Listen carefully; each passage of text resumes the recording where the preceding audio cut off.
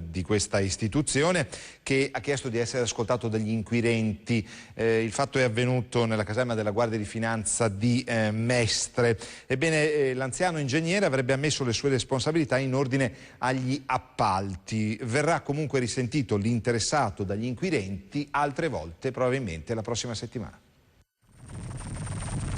Il primo piccolo conto, che riguarda solo le mazzette che imprese esterne avrebbero pagato pur di lavorare al Mose, è di 800.000 euro, ma si tratterebbe solo di briciole in un appalto che vale complessivamente 5 miliardi di euro. Le indagini della Guardia di Finanza procedono sistematicamente e troveranno probabilmente nuovo impulso dopo l'interrogatorio di più di 3 ore di Giovanni Mazzacurati, che infine ha accettato di parlare con gli inquirenti, con l'unica riserva che, vista l'età, a 81 anni, e le condizioni di salute, l'interrogatorio avverrà per gradi. Il papà del Mose avrebbe ammesso di aver allargato l'appalto al porto anche alle imprese del consorzio, che si lamentavano di non essere state sufficientemente coinvolte, ma dice l'avrebbe fatto senza la consapevolezza di violare la legge.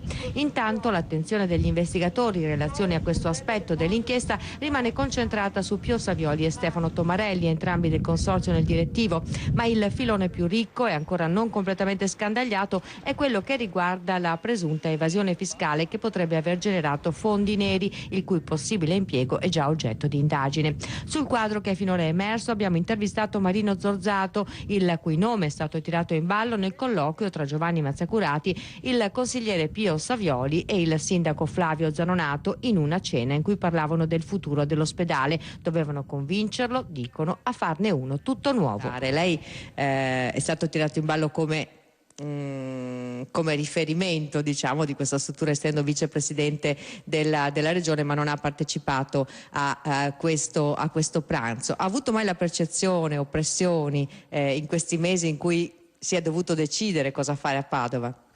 Beh, intanto che il rettore e il sindaco di Padova si possono trovare a parlare del problema di Padova mi pare una cosa assolutamente normale.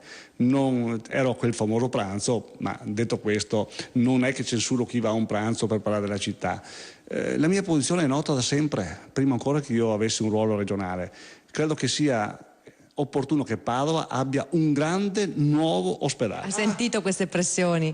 Assolutamente no, io mi sono preoccupato a livello di giunta, a livello di ruolo regionale, a livello di rapporti, di dire che ero e sono convinto che ci voleva il nuovo ospedale. Francamente pressioni private, almeno per quanto riguarda me e la parte che conosco della regione, non solo non ne ho ricevute, non ne ho sentite. Senta, lei è sempre stato considerato un riferimento di Galan in regione, ed Galan è stato l'uomo che ha voluto fortemente anche questo progetto del Mose. Viene compromessa un po' tutta questa storia da questa indagine, secondo lei? Io credo che se il Veneto si è caratterizzato in questi 20 anni in continuità fra le varie amministrazioni, è una regione diversa dalle altre nella voglia del fare. Le grandi opere che in Veneto si sono fatte, credo che tutto questo sia l'elemento fondante di questa politica. Quando fai politica e incontri le grandi opere, qualche volta può succedere, come in questo caso, che qualcuno fa qualcosa che non va bene. Attendiamo con fiducia gli esiti di questa indagine che è in corso e per parte nostra collaboriamo se serve. Certo, a leggere sui giornali quello che succedeva dentro il consorzio Venezia Nuova un po' viene la pelle d'oca, assicurazioni delle case in affitto, cioè c'era una gestione molto libera. Formalmente il consorzio era un'azienda privata.